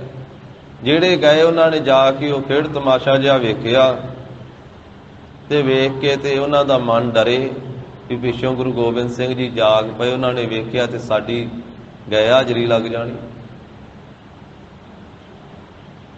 ਵੀ ਇੱਥੇ ਆਪਾਂ ਆ ਕੇ ਕੀ ਕਰ ਲਿਆ, ਵੀ ਇਹਦੇ ਚੋਂ ਕੀ ਮਿਲਿਆ, ਵੀ ਆ ਤਮਾਸ਼ਾ ਜਿਹਾ ਵੇਖਿਆ ਤੇ ਖੇਡ ਜੀ ਵੇਖੀ, ਇਹਦੇ ਚੋਂ ਕੀ ਲੱਭਾ, ਕੁਝ ਵੀ ਨਹੀਂ ਮਿਲਿਆ, ਐਵੇਂ ਹੀ ਸੀ ਵੀ ਵੇਖੀਏ ਵੇਖੀਏ। ਉਹਨਾਂ ਦਾ ਮਨ ਪਿੱਛੇ ਰਿਹਾ ਤੇ ਡਰਦੇ ਰਹੇ। ਤੇ ਜਿਹੜੇ ਉੱਥੇ 5 ਜਣੇ ਪਹਿਰੇ ਤੇ ਸੀ ਉਹ ਵਾਰ-ਵਾਰ ਉਹ ਕਹਿੰਦੇ ਵੀ ਜੇ ਆਪਾਂ ਵੀ ਚਲੇ ਜਾਂਦੇ ਤੇ ਆਪਾਂ ਵੀ ਵੇਖ ਆਉਂਦੇ, ਸਤਿਗੁਰੂ ਤਾਂ ਸੁੱਤੇ ਹੀ ਸੀ, ਆਪਾਂ ਵੀ ਤਮਾਸ਼ਾ ਵੇਖ ਆਉਂਦੇ। ਜਿਸ ਮੌਕੇ ਤੇ ਰਾਤ ਲੰਘ ਗਈ, ਅਗਲਾ ਦਿਨ ਹੋਇਆ, ਦੀਵਾਨ ਸਜਿਆ ਤੇ ਮਹਾਰਾਜ ਕਹਿਣ ਲੱਗੇ ਰਾਤ ਜਿਹੜੇ ਪਹਿਰੇ ਤੇ ਸੀ ਸਿੰਘ ਉਹਨਾਂ ਨੂੰ ਬੁਲਾ ਕੇ ਲਿਆਓ। 10 ਜਾਣਿਆਂ ਨੂੰ, 10 ਹੀ ਸਿੰਘਾਂ ਨੂੰ ਬੁਲਾ ਕੇ ਲਿਆਂਦਾ। ਸਤਿਗੁਰੂ ਕਹਿਣ ਲੱਗੇ ਸਿੰਘੋ ਵੀ ਰਾਤ ਵਾਲੀ ਸਾਰੀ ਵਿਥਿਆ ਦੱਸੋ। 10 ਜਾਣੇ ਹੱਥ ਜੋੜ ਕੇ ਖਲੋਤੇ ਆ ਧੰਨ ਸ੍ਰੀ ਗੁਰੂ ਗੋਬਿੰਦ ਸਿੰਘ ਮਹਾਰਾਜ ਜੀ ਦੇ ਸਨਮੁਖ। ਕਹਿਣ ਲੱਗੇ ਮਹਾਰਾਜ ਵੀ ਇਸ ਤਰ੍ਹਾਂ ਲਾਗੇ ਪਿੰਡ ਦੇ ਵਿੱਚ ਉਹ ਤਮਾਸ਼ਾ ਜਿਹਾ ਹੋ ਰਿਹਾ ਸੀ, ਖੇਡ ਜੀ ਹੋ ਰਹੀ ਸੀ, ਅਸੀਂ ਖਿਆਲ ਕੀਤਾ ਵੀ ਵੇਖ ਆਈਏ, ਆਪ ਜੀ ਤਾਂ ਸੁੱਤੇ ਹੋ। ਮਹਾਰਾਜ ਅਸੀਂ 5 ਜਾਣੇ ਚਲੇ ਗਏ ਤੇ 5 ਜਾਣੇ ਇੱਥੇ ਰਹਿ ਗਏ। ਸਤਿਗੁਰੂ ਕਹਿਣ ਲੱਗੇ ਵੀ ਤੁਹਾਡੀ ਕੀ ਹਾਲਤ ਸੀ ਉੱਥੇ, ਤੇ ਜਿਹੜੇ ਰਹੇ ਤੁਹਾਡੀ ਕਿਸ ਤਰ੍ਹਾਂ ਦੀ ਹਾਲਤ ਸੀ। ਜਿਹੜੇ ਗਏ ਉਹ ਕਹਿਣ ਲੱਗੇ ਮਹਾਰਾਜ ਅਸੀਂ ਚਲੇ ਤਾਂ ਗਏ ਪਰ ਡਰਦੇ ਰਹੇ ਵੀ ਸਤਿਗੁਰੂ ਜੀ ਜਾਗ ਪਏ ਤੇ ਸਾਨੂੰ ਝਿੜਕਾਂ ਪੈਣਗੀਆਂ, ਕਿ ਅਸੀਂ ਪਹਿਰੇ ਤੇ ਨਹੀਂ ਰਹੇ ਰਾਤ। ਸਾਡਾ ਮਨ ਮਹਾਰਾਜ ਕੰਬਦਾ ਰਿਹਾ, ਡਰਦਾ ਰਿਹਾ। ਤੇ ਜਿਹੜੇ ਇੱਥੇ ਸੀ ਸਤਿਗੁਰੂ ਕਹਿੰਦੇ ਵੀ ਤੁਹਾਡੀ ਕਿਸ ਤਰ੍ਹਾਂ ਦੀ ਹਾਲਤ ਸੀ। ਕਹਿੰਦੇ ਮਹਾਰਾਜ ਵੀ ਅਸੀਂ ਗਰੀਬ ਨਵਾਜ ਵੀ ਚਾਹੁੰਦੇ ਰਹੇ ਵੀ ਅਸੀਂ ਵੀ ਚਲੇ ਜਾਂਦੇ, ਸਤਿਗੁਰੂ ਤਾਂ ਸੁੱਤੇ ਹੀ ਸੀ ਨਾ, ਕਿ ਅਸੀਂ ਇੱਥੇ ਪਹਿਰੇ ਤੇ ਰਹਿ ਗਏ। ਦੂਜੇ ਨਾਲ ਦੇ ਜਿਹੜੇ ਉਹ ਖੇਡ ਤਮਾਸ਼ਾ ਜਿਹਾ ਵੇਖ ਆਏ। ਤੇ ਸਤਿਗੁਰੂ ਗਰੀਬ ਨਵਾਜ ਨੇ ਉਸ ਵੇਲੇ ਬਚਨ ਕੀਤਾ, ਸਾਰੀ ਸੰਗਤ ਵੀ ਬੈਠੀ ਹੋਈ ਆ। ਮਹਾਰਾਜ ਕਹਿੰਦੇ ਵੀ ਹਾਜ਼ਰ ਗਏ ਹਾਜ਼ਰ, ਗਏ ਹਾਜ਼ਰ ਹਾਜ਼ਰ। ਜਿਹੜੇ ਹਾਜ਼ਰ ਸੀ ਸਰੀਰ ਕਰਕੇ, ਉਹ ਮਨ ਕਰਕੇ ਗਏ ਹਾਜ਼ਰ ਸੀ। ਜਿਹੜੇ ਸਰੀਰ ਕਰਕੇ ਗਏ ਹਾਜ਼ਰ ਸੀ, ਉਹ ਮਨ ਕਰਕੇ ਹਾਜ਼ਰ ਸੀ। ਗਰੀਬ ਨਵਾਜ ਕਹਿੰਦੇ ਵੀ ਹਾਜ਼ਰੀ ਪੂਰੀ ਪੂਰੀ ਤਾਂ ਲੱਗਦੀ ਜੇ ਤਨ ਕਰਕੇ ਵੀ ਹਾਜ਼ਰ ਹੋਈਏ ਤੇ ਮਨ ਕਰਕੇ ਵੀ ਹਾਜ਼ਰ ਹੋਈਏ। ਸਤਿਗੁਰੂ ਕਹਿੰਦੇ ਜਿਨ੍ਹਾਂ ਦਾ ਸਰੀਰ ਇੱਥੇ ਸੀ ਪਹਿਰੇ ਤੇ, ਉਹਨਾਂ ਦਾ ਮਨ ਇੱਥੇ ਨਹੀਂ ਸੀ। ਤੇ ਜਿਨ੍ਹਾਂ ਦਾ ਸਰੀਰ ਇੱਥੋਂ ਦੂਰ ਗਿਆ ਸੀ ਉਹ ਖੇਡ ਤਮਾਸ਼ੇ ਵਿੱਚ, ਉਹਨਾਂ ਦਾ ਮਨ ਇੱਥੇ ਹਾਜ਼ਰ ਸੀ। ਪਰ ਪੂਰੀ ਪੂਰੀ ਹਾਜ਼ਰੀ ਜਿਹੜੀ ਆ ਉਹ ਭਾਈ ਤਾਂ ਲੱਗਦੀ ਆ ਸਰੀਰ ਕਰਕੇ ਵੀ ਗੁਰੂ ਕੀ ਸ਼ਰਨ ਵਿੱਚ ਰਹੀਏ ਤੇ ਮਨ ਕਰਕੇ ਵੀ ਗੁਰੂ ਕੀ ਸ਼ਰਨ ਵਿੱਚ ਰਹੀਏ। ਹੁਣ ਜੇ ਮਨ ਨੂੰ ਟਿਕਾ ਕੇ ਰੱਖਣਾ, ਮਨ ਨੂੰ ਕਾਬੂ ਕਰਨਾ, ਮਹਾਰਾਜ ਸਾਹਿਬ ਜੀ ਨੇ ਆਖਿਆ ਕੋਈ ਸੌਖਾ ਨਹੀਂ, ਬਹੁਤ ਔਖਾ ਹੈ। ਮਨ ਕਦੀ ਕਿਸੇ ਪਾਸੇ ਭੱਜ ਜਾਂਦਾ, ਕਦੀ ਕਿਸੇ ਪਾਸੇ ਭੱਜ ਜਾਂਦਾ। ਮਨ ਦੀ ਹਾਲਤ ਮਹਾਰਾਜ ਸਾਹਿਬ ਜੀ ਨੇ ਕਥਨ ਕਰਦਿਆਂ ਆਖਿਆ ਵੀ ਮਨ ਨੂੰ ਜਿੱਤਣਾ ਹੀ ਅਸਲ ਵਿੱਚ ਜੱਗ ਨੂੰ ਜਿੱਤਣਾ ਹੈ। ਜਪਜੀ ਸਾਹਿਬ ਜੀ ਫਰਮਾਇਆ ਨਾ, ਮਨ ਜੀਤਾ ਜੱਗ ਜੀਤ। ਭਰਤਰੀ ਰਾਜਾ ਰਾਜ ਭਾਗ ਛੱਡ ਕਰਕੇ ਜੋਗੀ ਬਣਿਆ। ਗੋਰਖਨਾਥ ਜੋਗੀ ਦਾ ਚੇਲਾ ਬਣਿਆ। ਧੰਨ ਸ੍ਰੀ ਗੁਰੂ ਨਾਨਕ ਦੇਵ ਸਾਹਿਬ ਮਹਾਰਾਜ ਜੀ ਦਾ ਦਰਸ਼ਨ ਵੀ ਕੀਤਾ ਭਰਤਰੀ ਨੇ। ਤੇ ਭਰਤਰੀ ਜੋਗੀ ਨੂੰ ਸਤਿਗੁਰੂ ਜੀ ਨੇ ਉਪਦੇਸ਼ ਵੀ ਬਖਸ਼ਿਸ਼ ਕੀਤਾ। ਤੇ ਭਰਤਰੀ ਜਿੱਥੇ ਰਾਜਾ ਸੀ, ਬਾਅਦ ਵਿੱਚ ਉਹਨੇ ਜਪ ਤਪ ਕੀਤਾ ਤੇ ਗ੍ਰੰਥ ਵੀ ਲਿਖੇ, ਆਪਣਾ ਅਨੁਭਵ ਵੀ ਲਿਖਿਆ ਜੋਗੀ ਭਰਤਰੀ ਨੇ। ਉਹਨੇ ਕਿਹਾ ਵੀ ਇਨਸਾਨ ਦਾ ਸਭ ਤੋਂ ਵੱਡਾ ਦੁਸ਼ਮਣ ਜੇ ਕੋਈ ਹੈ ਨਾ, ਉਹ ਮਨ ਹੀ ਆ। ਮਨ ਤੋਂ ਵੱਡਾ ਕੋਈ ਦੁਸ਼ਮਣ ਨਹੀਂ ਇਨਸਾਨ ਦਾ। ਆਖਿਆ ਰਾਜਾ ਸੀ ਨਾ, ਇੱਕ ਰਾਜਾ ਦੂਜੇ ਰਾਜੇ ਨੂੰ ਜਿੱਤਦਾ ਹੈ, ਰਾਜੇ ਦਾ ਰਾਜੇ ਨਾਲ ਝਗੜਾ ਹੁੰਦਾ ਹੈ।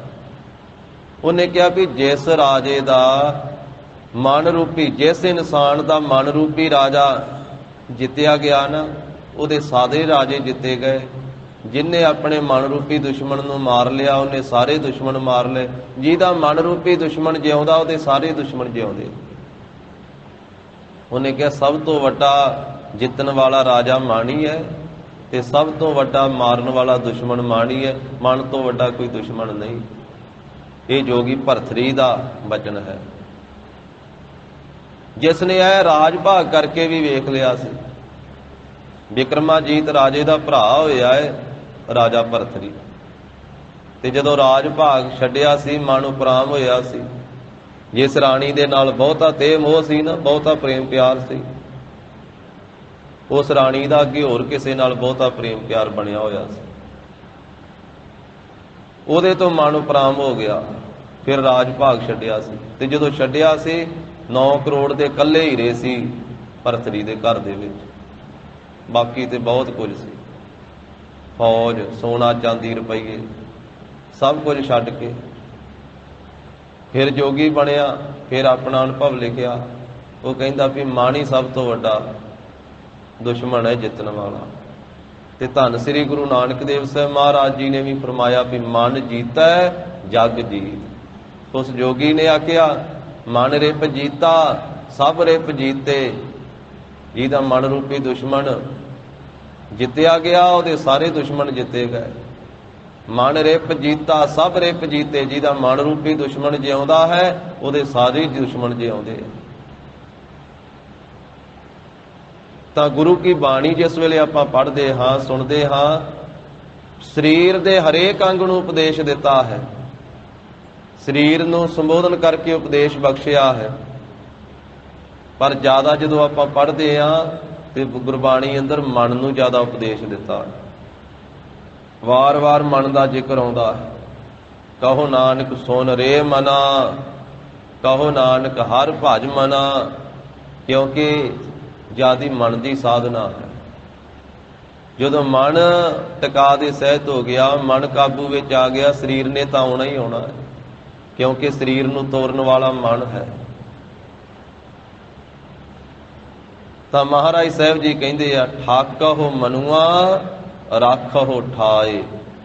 ਇਹ ਭਾਈ, ਇਹ ਭੱਜਣ ਦੌੜਨ ਵਾਲੇ ਮਨ ਨੂੰ ਠਾਕੋ, ਰੋਕਣਾ ਕਰੋ, ਤੇ ਰੋਕ ਕੇ ਰਾਖਹੁ ਠਾਏ। ਇਹਨੂੰ ਟਿਕਾਣੇ ਸਤ ਸੰਗਤ ਰੂਪੀ ਥਾਂ ਦੇ ਵਿੱਚ ਰੱਖਣਾ ਕਰੋ। ਇਸ ਮਨ ਨੂੰ ਗੁਰੂ ਕੇ ਸ਼ਬਦ ਦੇ ਨਾਲ, ਗੁਰੂ ਕੇ ਉਪਦੇਸ਼ ਦੇ ਨਾਲ ਇਸ ਨੂੰ ਰੋਕ ਕਰਕੇ ਸਤ ਸੰਗਤ ਵਿੱਚ ਟਿਕਾਉਣਾ ਕਰੋ। ਇਸ ਨੂੰ ਹਿਰਦੇ ਰੂਪੀ ਥਾਂ ਵਿੱਚ ਟਿਕਾਉਣਾ ਕਰੋ। ਇਸ ਨੂੰ ਸ਼ਬਦ ਦੇ ਅਭਿਆਸ ਦੇ ਵਿੱਚ ਟਿਕਾਉਣਾ ਕਰੋ। ਵਾਰ-ਵਾਰ ਰੋਕਣਾ ਕਰੋ ਇਸ ਭੱਜੇ ਜਾਂਦੇ ਮਨ ਨੂੰ, ਜਿਹੜਾ ਹਰ ਵੇਲੇ ਦੌੜੀ ਜਾਂਦਾ ਹੈ, ਵਾਰ-ਵਾਰ ਦੌੜਦਾ ਹੈ, ਚੰਚਲਤਾਈ ਦੇ ਸਹਿਤ ਹੈ। ਇਸ ਨੂੰ ਟਿਕਾ ਕਰਕੇ ਮਹਾਰਾਜ ਕਹਿੰਦੇ ਟਿਕਾਣੇ ਤੇ ਰੱਖਣਾ ਕਰੋ।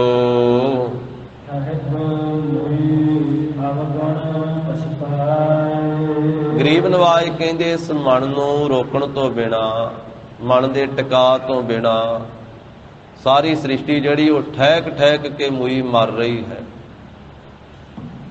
ਜਿਵੇਂ ਭਾਂਡੇ ਖਹਿੰਦੇ ਆ ਨਾ, ਆਪਸ ਵਿੱਚ ਖੜਕਦੇ ਆ, ਇਸੇ ਤਰ੍ਹਾਂ ਜਿਵੇਂ ਭਾਂਡੇ ਖੜਕਦੇ ਆ, ਠਹਿਕਦੇ ਆ, ਵੱਜਦੇ ਆਪਸ ਦੇ ਵਿੱਚ, ਇਸੇ ਤਰ੍ਹਾਂ ਮਹਾਰਾਜ ਕਹਿੰਦੇ ਸਾਰੀ ਸ੍ਰਿਸ਼ਟੀ ਆਪਸ ਦੇ ਵਿੱਚ ਖੜਕ ਖੜਕ ਕੇ ਠਹਿਕ ਆਪਸ ਦੇ ਵਿੱਚ ਲੜਾਈ ਝਗੜੇ ਕਰਕੇ ਮਰ ਰਹੀ ਹੈ। ਅਵਗੁਣ ਪਛਤਾਏ, ਅਵਗੁਣਾਂ ਨੂੰ ਇਕੱਠੀ ਕਰ ਰਹੀ ਹੈ ਸ੍ਰਿਸ਼ਟੀ, ਅਵਗੁਣਾਂ ਨੂੰ ਪੱਲੇ ਬੰਨ੍ਹ ਲਈ ਹੈ, ਤੇ ਅਵਗੁਣਾਂ ਕਰਕੇ ਸ੍ਰਿਸ਼ਟੀ ਨੂੰ ਫਿਰ ਪਛਤਾਉਣਾ ਪੈਂਦਾ ਹੈ, ਜੀਵਾਂ ਨੂੰ ਪਛਤਾਉਣਾ ਪੈਂਦਾ। ਜਿੰਨੇ ਅਵਗੁਣ ਮਹਾਰਾਜ ਕਹਿੰਦੇ ਸਾਰੇ ਬੰਧਨ ਰੂਪ ਹਨ। ਇਹਨਾਂ ਬੰਧਨਾਂ ਕਰਕੇ ਫਿਰ ਜੀਵ ਪਛਤਾਉਂਦਾ ਹੈ। ਨਾਨਕੀ ਅਵਗੁਣ ਜੇਤੜੇ ਤੇਤੇ ਗਲੀ ਜੰਜੀਰ, ਕਾਰੇ ਅਵਗੁਣ ਪਛੋਤਾਵਣਾ। ਅਵਗੁਣ ਕਰਕੇ ਜੀਵ ਨੂੰ ਪਛਤਾਉਣਾ ਪੈਂਦਾ ਹੈ। ठाकुर एक सदाई नाम। ਮਹਾਰਾਜ ਕਹਿੰਦੇ ਭਾਈ ਠਾਕੁਰ ਤਾਂ ਇੱਕ ਹੈ, ਪਤੀ ਤਾਂ ਇੱਕ ਹੈ, ਬਾਕੀ ਤਾਂ ਸਵਾਈ ਸਾਰੀਆਂ ਨਾਰੀਆਂ ਹਨ। ਪਤੀ ਇੱਕ ਪਰਮਾਤਮਾ ਹੈ, ਬਾਕੀ ਜਿੰਨੇ ਜੀਵ ਹਨ ਇਹ ਸਾਰੀਆਂ ਉਹਦੀਆਂ ਇਸਤਰੀਆਂ ਹਨ। ਉਹ ਰਚਨਾ ਪਾਲਣਾ ਲੈਤਾ ਕਰਨ ਵਾਲਾ ਠਾਕੁਰ ਮਾਲਕ ਸੁਆਮੀ ਤਾਂ ਇੱਕੋ ਹੀ ਹੈ, ਇੱਕੋ ਮਾਲਕ ਹੈ। ਸਬਾਈ ਨਾਰ, ਬਾਕੀ ਸਾਰੀ ਸ੍ਰਿਸ਼ਟੀ ਸਾਰੇ ਜੀਵ ਇਹ ਉਸ ਦੀਆਂ ਨਾਰੀਆਂ, ਉਸ ਦੀਆਂ ਪਤਨੀਆਂ ਹਨ। ਬਹੁਤੇ ਵੇਸ ਕਰੇ ਕੂੜਿਆਰ। ਪਰ ਪਤੀ ਦੀ ਪ੍ਰਸੰਨਤਾ ਕਦੋਂ ਹੁੰਦੀ ਹੈ ਇਸਤਰੀ ਨੂੰ? ਜਿਸ ਵੇਲੇ ਪਤੀ ਦੀ ਖੁਸ਼ੀ ਪ੍ਰਾਪਤ ਹੁੰਦੀ ਹੈ ਤੇ ਉਹ ਖੁਸ਼ੀ ਵਾਲੇ ਉਹਨੂੰ ਯਤਨ ਕਰਨੇ ਪੈਂਦੇ ਹਨ। ਉਸ ਤਰ੍ਹਾਂ ਦੇ ਕਿ ਪਤੀ ਦੀ ਆਗਿਆ ਵਿੱਚ ਰਹਿਣਾ, ਆਗਿਆ ਮੰਨਣੀ, ਸੇਵਾ ਕਰਨੀ, ਪ੍ਰੇਮ ਭਾਵਨਾ ਰੱਖਣੀ, ਤਾਂ ਫਿਰ ਪਤੀ ਦੀ ਪ੍ਰਸੰਨਤਾ ਹਾਸਲ ਹੁੰਦੀ ਹੈ। ਕੱਲੇ ਵੇਸ ਧਾਰਨ ਦੇ ਨਾਲ, ਲਿਬਾਸ ਧਾਰਨ ਦੇ ਨਾਲ ਪਤੀ ਪ੍ਰਸੰਨ ਨਹੀਂ ਹੁੰਦਾ।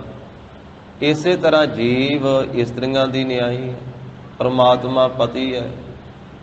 ਤੇ ਧੰਨ ਸ੍ਰੀ ਗੁਰੂ ਨਾਨਕ ਦੇਵ ਸਾਹਿਬ ਮਹਾਰਾਜ ਕਹਿੰਦੇ ਬਹੁਤੇ ਵੇਸ ਕਰੇ ਕੂੜਿਆਰ।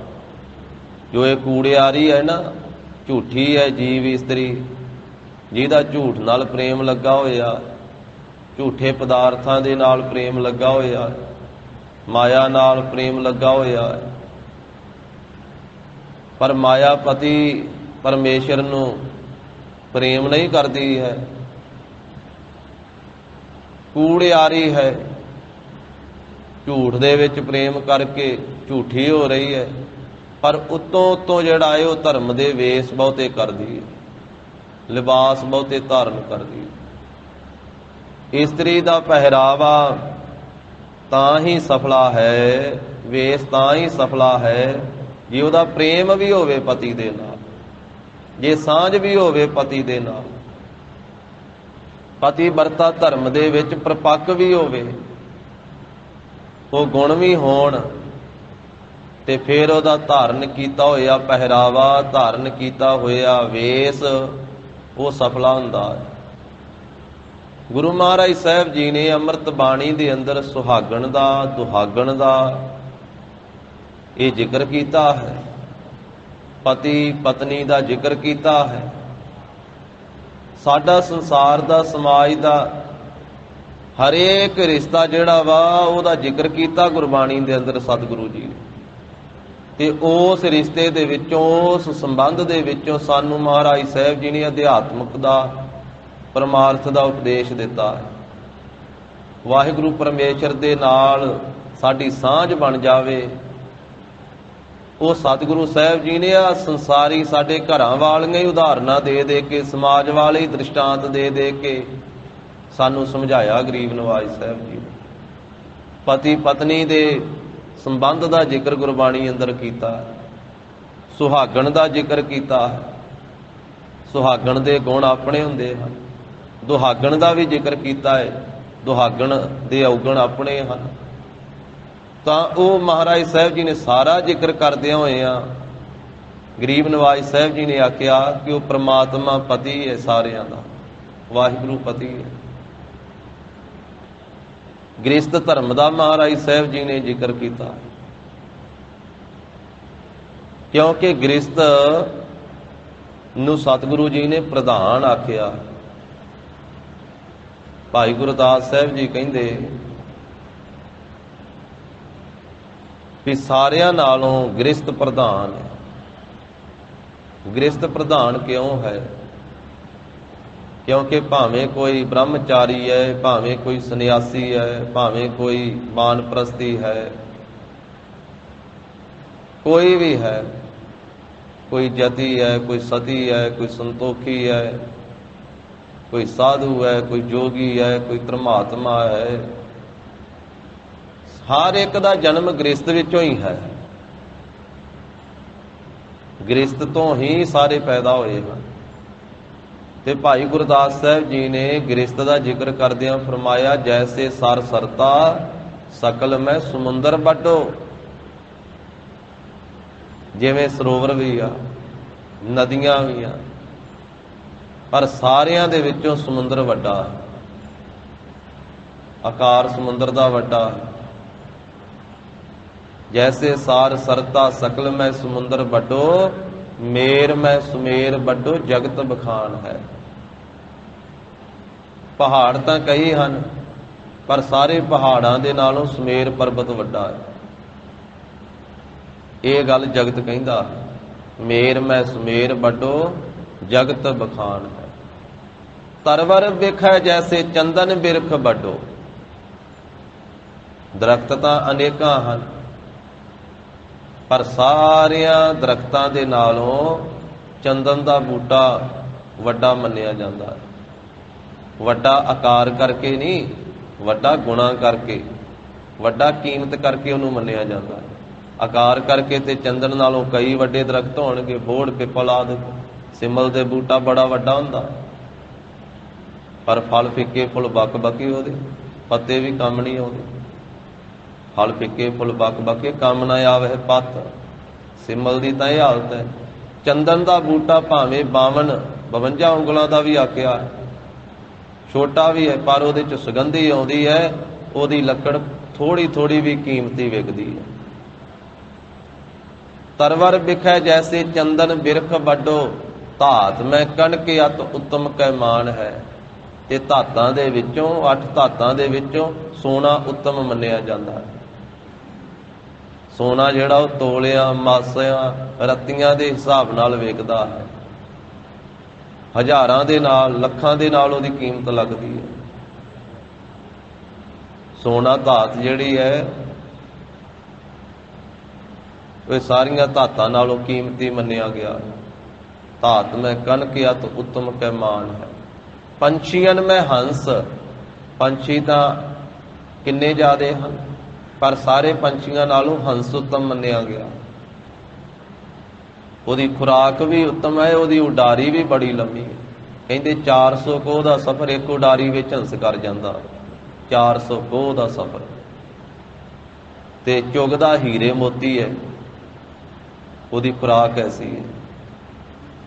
ਹੰਸਾ ਹੀਰਾ ਮੋਤੀ ਚੁਗਣਾ, ਧੰਨ ਗੁਰੂ ਗ੍ਰੰਥ ਸਾਹਿਬ ਜੀ ਨੇ ਆਖਿਆ। ਪੰਛੀਆਂ ਮੈਂ ਹੰਸ, ਮ੍ਰਿਗ ਰਾਜਨ ਮੈਂ ਸਾਰਦੂਲ। ਸਾਰੇ ਸ਼ੇਰਾਂ ਦੇ ਵਿੱਚੋਂ, ਸਾਰੇ ਜੰਗਲ ਦੇ ਜਾਨਵਰਾਂ ਦੇ ਵਿੱਚੋਂ ਜਿਹੜਾ ਸਾਰਦੂਲ ਸ਼ੇਰ ਹੈ ਉਹ ਉੱਤਮ ਹੈ ਸਾਰਿਆਂ ਨਾਲੋਂ। ਮ੍ਰਿਗ ਰਾਜਨ ਮੈਂ ਸਾਰਦੂਲ। ਰਾਗਣ ਮੈਂ ਸ੍ਰੀ ਰਾਗ ਪਾਰਸ ਪਖਾਨ ਹੈ। ਰਾਗਾਂ ਦੇ ਵਿੱਚੋਂ ਸ੍ਰੀ ਰਾਗ ਨੂੰ ਮਹਾਨਤਾ ਦਿੱਤੀ ਹੈ, ਤੇ ਪੱਥਰਾਂ ਦੇ ਵਿੱਚੋਂ ਪਾਰਸ ਨਾਮ ਦਾ ਪੱਥਰ ਜਿਹੜਾ ਉਹਨੂੰ ਮਹਾਨ ਆਖਿਆ ਹੈ ਤਾਂ ਉਹ ਵੀ ਪੱਥਰ ਹੀ। ਪਾਰਸ ਪਖਾਨ ਹੈ। ਜਿਵੇਂ ਭਾਈ ਸਾਹਿਬ ਕਹਿੰਦੇ ਇਹ ਚੀਜ਼ਾਂ ਕੀਮਤੀ ਤੇ ਮਹਾਨਤਾ ਰੱਖਦੀਆਂ, ਵੱਡੀਆਂ ਮੰਨੀਆਂ ਜਾਂਦੀਆਂ, ਇਸੇ ਤਰ੍ਹਾਂ ਦੁਨੀਆ ਦੇ ਸਾਰੇ ਗਿਆਨ ਵਿੱਚੋਂ, ਦੁਨੀਆ ਦੇ ਸਾਰੇ ਧਿਆਨ ਵਿੱਚੋਂ, ਗਿਆਨਾਂ ਵਿੱਚੋਂ ਗੁਰੂ ਕਾ ਗਿਆਨ ਮਹਾਨ ਹੈ, ਤੇ ਧਿਆਨ ਦੇ ਵਿੱਚੋਂ ਗੁਰੂ ਕਾ ਧਿਆਨ ਧਰਨਾ ਮਹਾਨ ਹੈ। ਗਿਆਨਨ ਮੈਂ ਗਿਆਨ ਅਰ ਧਿਆਨਨ ਮੈਂ ਧਿਆਨ ਗੁਰ, ਸਕਲ ਧਰਮ ਮਹਿ ਗ੍ਰਸਤ ਪ੍ਰਧਾਨ ਹੈ। ਕਿ ਸਾਰੇ ਧਰਮਾਂ ਦੇ ਵਿੱਚੋਂ ਗ੍ਰਸਤ ਧਰਮ ਪ੍ਰਧਾਨ ਹੈ। ਪਰ ਗ੍ਰਸਤੀ ਵੀ ਜਿਹੜਾ ਹੈ ਉਹ ਗੁਰੂ ਕੀ ਮਰਿਆਦਾ ਵਿੱਚ ਚੱਲੇ, ਗੁਰੂ ਕੀ ਦੱਸੀ ਹੋਈ ਸਿੱਖਿਆ ਵਿੱਚ ਚੱਲੇ, ਤੇ ਤਾਂ ਗ੍ਰਸਤੀ ਮਹਾਨ ਹੋ ਸਕਦਾ। ਪੁੰਨ ਦਾਨ ਕਾ ਕਰੇ ਸਰੀਰ, ਸੋ ਗਿਰਹੀ ਗੰਗਾ ਕਾ ਨੀਰ। ਗ੍ਰਸਤੀ ਵੀ ਗੁਰੂ ਕੇ ਦੱਸੇ ਹੋਏ ਅਸੂਲਾਂ ਦੇ ਅਨੁਸਾਰ ਜ਼ਿੰਦਗੀ ਬਤੀਤ ਕਰੇ। ਧਰਮ ਦੀ ਕਿਰਤ ਵੰਡ ਕੇ ਛਕਣਾ, ਨਾਮ ਜਪਣਾ। ਨਾਨਕ ਸਤਿਗੁਰ ਭੇਟਿਆ ਪੂਰੀ ਹੋਵੇ ਜੁਗਤ, ਅਸੰਦਿਆਂ ਖੇਲ ਅੰਦਿਆਂ ਪੈ ਨੰਦਿਆਂ ਖਾ ਵੰਦਿਆਂ ਵਿੱਚੇ ਹੋਵੇ ਮੁਕਤ। ਗ੍ਰਸਤੀ ਵਾਸਤੇ ਵੀ ਨਿਯਮ ਸਤਿਗੁਰੂ ਜੀ ਨੇ ਦਿੱਤੇ, ਪਰ ਗ੍ਰਸਤ ਨੂੰ ਮਹਾਨਤਾ ਦਿੱਤੀ। ਤਾਂ ਫਿਰ ਗ੍ਰਸਤੀ ਦੇ ਵਿੱਚ, ਜੀਵਨ ਦੇ ਵਿੱਚ ਹੀ ਇਹ ਵੀ ਹੈ, ਪਤੀ ਪਤਨੀ ਦਾ ਜੋ ਸੰਬੰਧ ਹੈ ਇਹਦਾ ਜ਼ਿਕਰ ਮਹਾਰਾਜ ਨੇ ਕੀਤਾ। ਸੁਹਾਗਣ ਤੇ ਦੁਹਾਗਣ ਦਾ ਜ਼ਿਕਰ ਕੀਤਾ। ਇੱਥੇ ਮਹਾਰਾਜ ਕਹਿੰਦੇ ਵੀ ਬਹੁਤੇ ਵੇਸ ਕਰੇ ਕੂੜਿਆਰ। ਹੈ ਝੂਠੀ ਇਹ ਇਸਤਰੀ, ਪਰ ਸਰੀਰ ਉੱਤੇ ਵੇਸ ਬਹੁਤੇ ਧਾਰਨ ਕਰਦੀ ਹੈ, ਲਿਬਾਸ ਬਹੁਤੇ ਧਾਰਨ ਕਰਦੀ। ਤੇ ਕੱਲੇ ਪਹਿਰਾਵੇ ਦੇ ਨਾਲ ਕੀ ਪਤੀ ਖੁਸ਼ ਹੋ ਜਾਵੇਗਾ? ਜੇ ਪਤੀ ਦੀ ਆਗਿਆ ਨਹੀਂ ਮੰਨਦੀ, ਪਤੀ ਦੀ ਸੇਵਾ ਨਹੀਂ ਕਰਦੀ, ਪਤੀ ਵਰਤਾ ਵਾਲੇ ਗੁਣ ਜਿਹੜੇ ਹਨ ਉਹ ਨਹੀਂ ਧਾਰਨ ਕਰਦੀ, ਆਪਣਾ ਜੀਵਨ ਉੱਚਾ ਸੁੱਚਾ ਨਹੀਂ ਰੱਖਦੀ, ਕਿ ਕੱਲਾ ਲਿਬਾਸ ਕੱਲਾ ਵੇਸ ਪਤੀ ਦੀ ਪ੍ਰਸੰਨਤਾ ਦਿਵਾ ਦੇਵੇਗਾ? ਮਹਾਰਾਜ ਕਹਿੰਦੇ ਨਹੀਂ, ਕਿਉਂਕਿ ਉਦਾਹਰਨ ਸਾਡੇ ਸਮਾਜ ਦੀ ਹੀ ਦਿੱਤੀ ਹੈ ਗੁਰੂ ਸਾਹਿਬ ਜੀ ਨੇ। ਗਰੀਬ ਨਵਾਜ ਕਹਿੰਦੇ ਸਖੀ ਕਾਜਲ ਹਾਰ ਤੰਬੋਲ ਸਭੈ ਕਿਛ ਸਾਜਿਆ। ਸਖੀ ਨੇ ਕਜਲ ਵੀ ਪਾਇਆ ਹੋਇਆ, ਹਾਰ ਵੀ ਪਾਇਆ ਹੋਇਆ, ਤੰਬੋਲ ਵੀ ਲਾਇਆ ਹੋਇਆ, ਪਾਣ ਵੀ। 16 ਕੀਏ ਸਿਗਾਰ ਕੇ ਅੰਜਨ ਬਾਜਿਆ। 16 ਸ਼ਿੰਗਾਰ ਵੀ ਕੀਤੇ ਹੋਏ ਆ, ਇਸਤਰੀ ਦੇ 16 ਸ਼ਿੰਗਾਰ ਮੰਨੇ ਹੋਏ। ਅੰਜਨ ਕਹਿੰਦੇ ਸੁਰਮੇ ਨੂੰ, ਅੱਖਾਂ 'ਚ ਸੁਰਮਾ ਵੀ ਪਾਇਆ ਹੋਇਆ। ਇਹ ਸਾਰਾ ਵੇਸ ਕੀਤਾ ਹੋਇਆ, ਪਰ ਪਤੀ ਨਾਲ ਸਾਂਝ ਕੋਈ ਨਹੀਂ ਹੈ, ਪਤੀ ਨਾਲ ਪ੍ਰੇਮ ਕੋਈ ਨਹੀਂ ਹੈ। ਸਖੀ ਕਾਜਲ ਹਾਰ ਤੰਬੋਲ ਸਭੈ ਕਿਛ ਸਾਜਿਆ। 16 ਕੀਏ ਸਿਗਾਰ ਕੇ ਅੰਜਨ ਬਾਜਿਆ। ਇਹ ਸਾਰੇ ਸਫਲੇ ਤਾਂ ਹੋਣਗੇ ਜੇ ਪਤੀ ਦੀ ਪ੍ਰਸੰਨਤਾ ਹੋਵੇ, ਨਹੀਂ ਤਾਂ ਮਹਾਰਾਜ ਕਹਿੰਦੇ ਜੇ ਘਰ ਆਵੇ ਕੰਤ ਤਾਂ ਸਭ ਕਿਛ ਪਾਈਐ। ਹਰ ਹਾਂ ਕੰਤੈ ਬਾਜ ਸਿਗਾਰ ਸਭ ਬਿਰਥਾ ਜਾਈਏ। ਕੰਤ ਤੋਂ ਬਿਨਾ ਸਾਰਾ ਸ਼ਿੰਗਾਰ ਵਿਅਰਥ ਚਲੇ ਗਿਆ। ਜਿਸ ਵਾਸਤੇ ਹਾਰ ਸ਼ਿੰਗਾਰ ਕੀਤਾ ਉਸ ਦੀ ਖੁਸ਼ੀ ਨਹੀਂ ਪ੍ਰਾਪਤ ਹੋਈ, ਉਸ ਦਾ ਪ੍ਰੇਮ ਨਹੀਂ ਪ੍ਰਾਪਤ ਹੋਇਆ। ਇਹ ਸੰਸਾਰੀ ਉਦਾਹਰਨ ਦੇ ਕੇ ਮਹਾਰਾਜ ਕਹਿੰਦੇ ਜਿੰਨੇ ਜੀਵ ਆ ਇਹ ਸਾਰੀਆਂ ਇਸਤਰੀਆਂ ਵਾ, ਤੇ ਇਹਨਾਂ ਨੇ ਖੁਸ਼ੀ ਲੈਣੀ ਆ ਆਪਣੇ ਪਤੀ ਪਰਮੇਸ਼ਰ ਦੀ। ਠਾਕੁਰ ਏਕ ਸਬਾਈ ਨਾਰ, ਮਾਲਕ ਇੱਕ ਹੈ ਪਤੀ ਪ੍ਰਮਾਤਮਾ, ਬਾਕੀ ਸਾਰੀਆਂ ਜੀਵ ਰੂਪ ਇਸਤਰੀਆਂ ਹਨ। ਬਹੁਤੇ ਵੇਸ ਕਰੇ ਕੂੜਿਆਰ। ਇਹ ਜੀਵ ਇਸਤਰੀਆਂ ਕੂੜਿਆਰ, ਝੂਠੀ ਜਿਹੜੀ ਇਸਤਰੀ ਹੈ ਉਹ ਸਰੀਰ ਉੱਤੇ ਵੇਸ ਤਾਂ ਬਹੁਤੇ ਧਾਰਨ ਕਰਦੀ, ਭਾਵ ਧਾਰਮਿਕ ਲਿਬਾਸ ਤਾਂ ਧਾਰਨ ਕੀਤੇ ਹੋਏ ਹੈ, ਪਰ ਪਤੀ ਦੇ ਨਾਲ ਪ੍ਰੇਮ ਹੀ ਕੋਈ ਨਹੀਂ ਹੈ। ਫਿਰ ਸੁਹਾਗਣ ਨਹੀਂ ਕੋਈ ਕਹਿ ਸਕਦਾ। ਪਤੀ ਪ੍ਰਮਾਤਮਾ ਦੇ ਨਾਲ ਪ੍ਰੇਮ ਕੋਈ ਨਹੀਂ ਹੈ। ਪਤੀ ਤਾਂ ਉਹੀ ਹੈ ਸਭ ਦਾ ਮਾਲਕ। ਖਸਮ ਛੋੜ ਦੂਜਾ ਲੱਗੇ, ਡੁੱਬੇ ਸੇ ਵਣਜਾਰਿਆ। ਬਹੁਤੇ ਵੇਸ ਕਰਨ ਦੇ ਨਾਲ ਇਹ ਕੂੜਿਆਰ ਜੋ ਝੂਠੀ ਹੈ ਜੀਵ ਇਸਤਰੀ, ਲਿਬਾਸ ਇਹਦੇ ਧਾਰਨ ਕੀਤੇ ਹੋਏ, ਇਹ ਪ੍ਰਮਾਤਮਾ ਪਤੀ ਦੇ ਦਰ ਤੇ ਪ੍ਰਵਾਨ ਨਹੀਂ ਹੋ ਸਕਦੀ। ਪਰ ਘਰ ਜਾਤੀ ਠਾਕੁਰ ਹਾਈ। ਜੋ ਪਰਾਏ ਘਰਾਂ ਵਿੱਚ ਜਾਂਦੀ ਹੈ ਉਸ ਨੂੰ ਫਿਰ ਪਤੀ ਵਰਤਾ ਧਰਮ ਵਿੱਚ ਪਰਪੱਕ ਨਹੀਂ ਆਖਿਆ ਜਾ ਸਕਦਾ,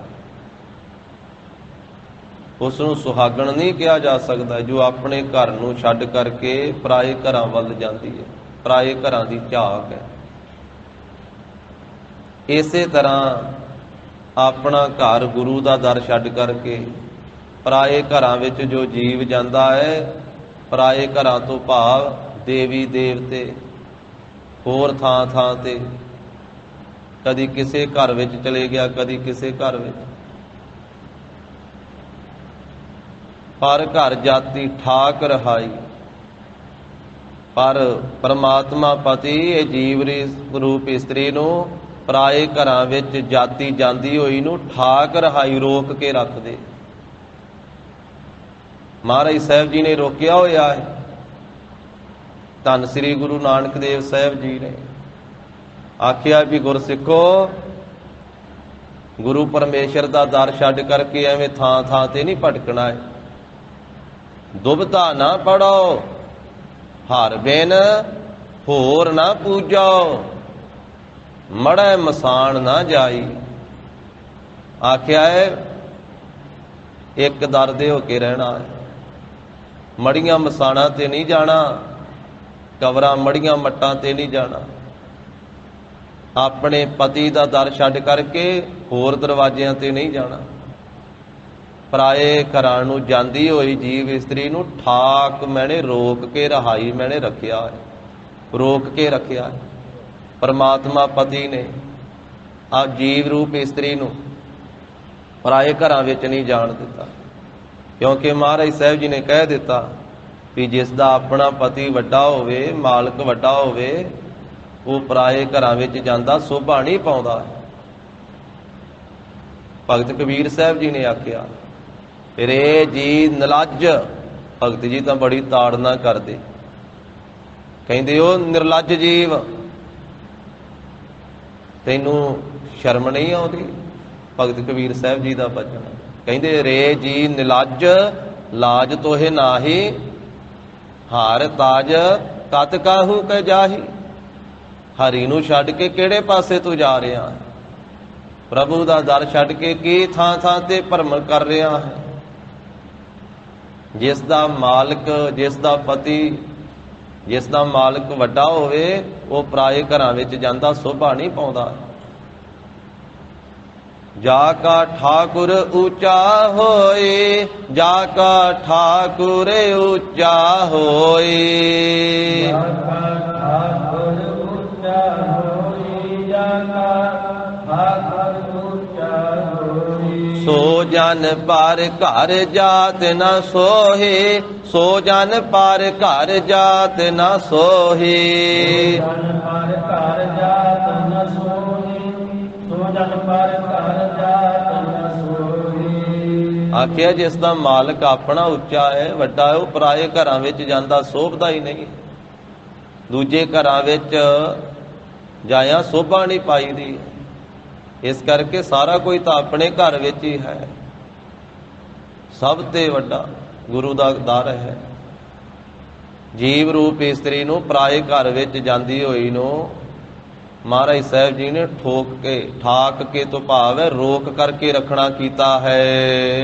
महल बुलाए ठाक न पाई, महल विच बुला लई, अपने महल विच, अपने घर विच बुला लिया। इधर फिर ठाक ना पाई, कोई ठाक कोई रोक नहीं पाई है राह विच। महाराज बाहर जाण तो रोक दे, बगाने पराए घरां विच जाण तो रोक दे। कहंदे तू अपने घर विच आ, इधर कोई रोक नहीं है। अपने महल विच बुला लई है, फिर कोई ठाक कोई रोक नहीं पाई है। गुरु की बख्शिश होई है परमात्मा पति दी। जिवें गरीब नवाज रहराज साहब जी की बाणी विच फरमाउंदे आ, कर्म मिलै ना ही ठाक रहाइया। जदों वाहिगुरू जी की कर्म बख्शिश मिल जावे ते फिर वाहिगुरू जी के दर दे उत्ते जांदियां होइया कोई ठाक कोई रोक नहीं रहिंदी है, कोई राह विच रुकावट नहीं पैंदी है, कोई रोक के नहीं रखिया जाता है।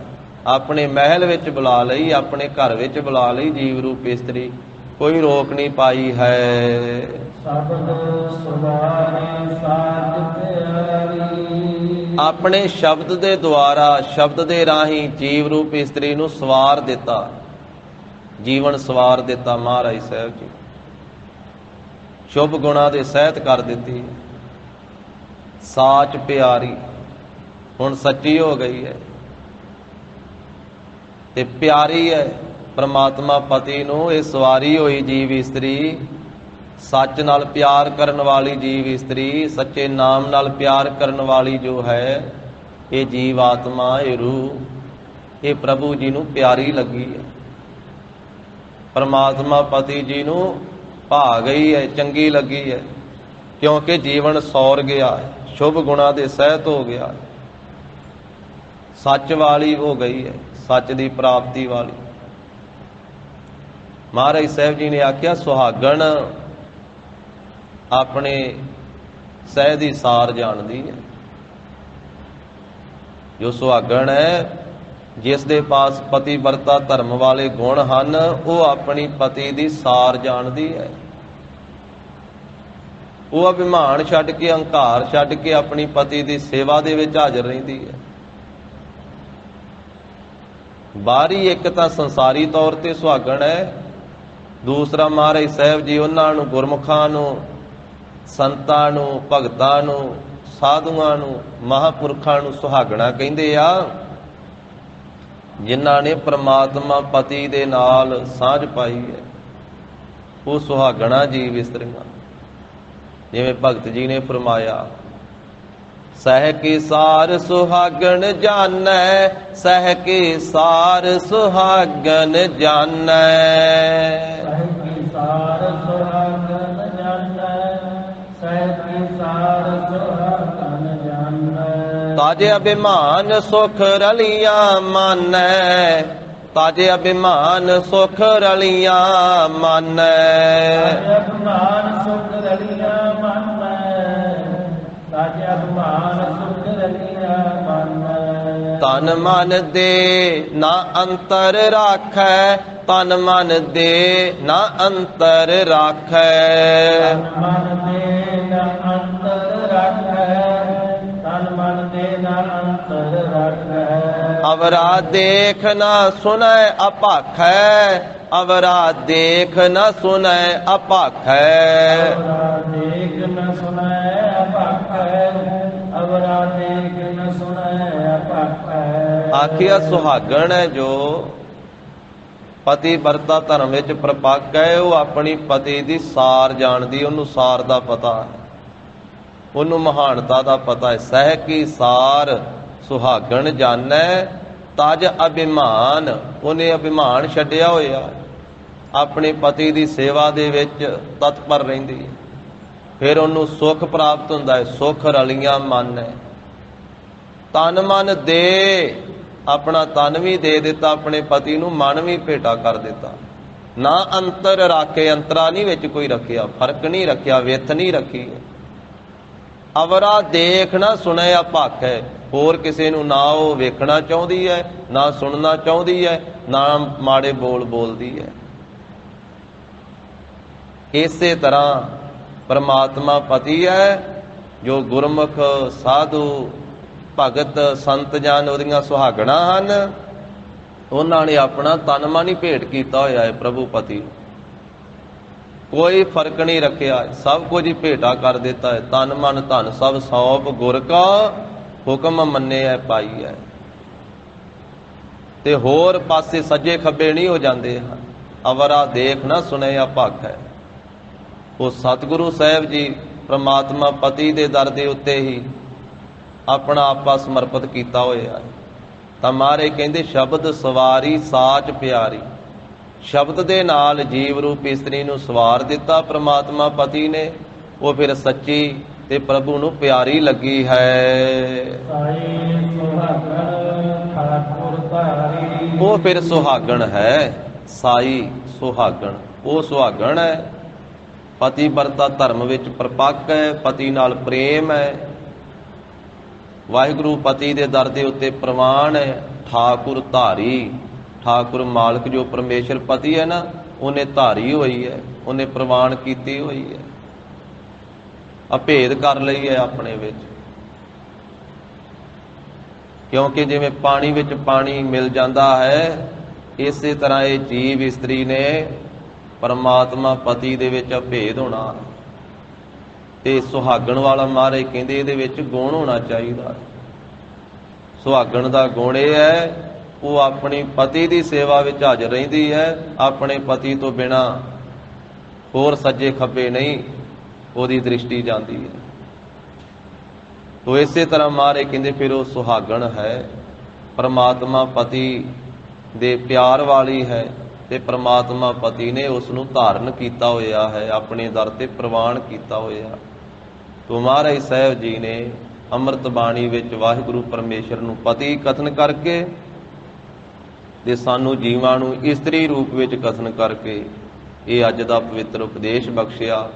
ਫਿਰ ਸੁਹਾਗਣ ਦਾ ਜ਼ਿਕਰ ਕੀਤਾ ਕਿ ਜੋ ਪਤੀ ਵਰਤਾ ਧਰਮ ਵਿੱਚ ਪ੍ਰਪੱਕ ਹੋਵੇ ਨੂੰ ਸੁਹਾਗਣ ਕਿਹਾ ਜਾਂਦਾ ਹੈ। ਜੋ ਪਤੀ ਨੂੰ ਛੱਡ ਦਵੇ, ਸ਼ੁਭ ਗੁਣਾਂ ਨੂੰ, ਉੱਚੇ ਆਚਰਣ ਨੂੰ ਛੱਡ ਦਵੇ, ਉਹ ਫਿਰ ਦੁਹਾਗਣ ਕਹਾਉਂਦੀ ਹੈ। ਇਹ ਜੀਵ ਦਾ ਵੀ ਇਸ ਤਰ੍ਹਾਂ ਦੀ ਹਾਲਤ ਹੈ। ਤੋ ਗਰੀਬ ਨਵਾਜ ਸਾਹਿਬ ਜੀ ਕਿਰਪਾ ਕਰਨ, ਮਹਾਰਾਜ ਸਾਹਿਬ ਜੀ ਦਾ ਪਾਵਨ ਉਪਦੇਸ਼ ਸਾਡੇ ਹਿਰਦੇ ਵਸੇ, ਗੁਰੂ ਸਾਹਿਬ ਜੀ ਕੀ ਅਗਾਧ ਬੋਧ ਬਾਣੀ ਕੀ ਵਿਚਾਰ ਸਾਂਝੀ ਕਰਦਿਆਂ ਹੋਈਆਂ ਭੁੱਲਾਂ ਚੁੱਕਾਂ ਦੀ ਸਤਿਗੁਰੂ ਜੀ ਗੁਰ ਸੰਗਤ ਜੀ ਖਿਮਾ ਦੇਣੀ। ਦੇਹੋ ਸੱਜਣੇ ਅਸੀਸੜੀਆਂ ਜਿਉ ਹੋਵੈ ਸਾਹਿਬ ਸਿਉ ਮੇਲ। ਪਰ ਘਰ ਜਾਤੀ ਠਾਕੁਰ ਆਈ, ਮਹਿਰ ਬੁਲਾਈ ਠਾਕੁਰ ਪਾਈ। ਸਬਦ ਸਵਾਰੀ ਸਾਧ ਪਿਆਰੀ, ਸਾਈ ਸੁਹਾਗਣ ਠਾਕੁਰ ਧਾਰੀ। ਵਾਹਿਗੁਰੂ ਜੀ ਕਾ ਖਾਲਸਾ, ਵਾਹਿਗੁਰੂ ਜੀ ਕੀ ਫਤਿਹ।